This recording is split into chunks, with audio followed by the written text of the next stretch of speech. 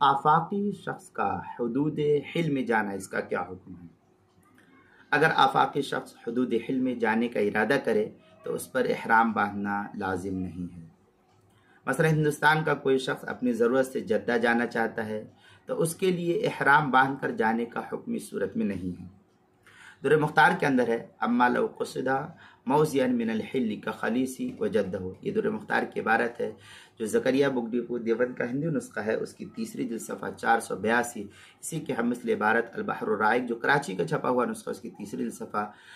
49، در المنتقى پہلی جلد صفحہ 393 پر اس کو نقل کیا ہے۔ مزید البحر الرائق کے اندر ہے اگر آفاقی شخص اپنے کسی کام سے جدہ گیا، پھر وہاں جا کر ارادہ ہو کہ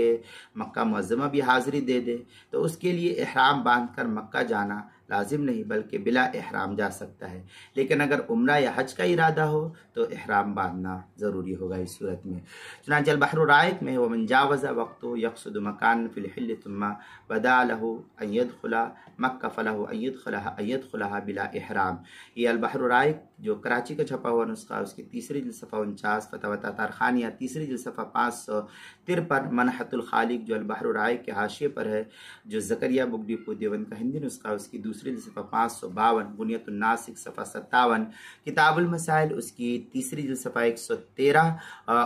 عنوان ہے آفاقی کا حدود حل میں جانا، اس کے تحت جو اس کو نقل کیا گیا ہے۔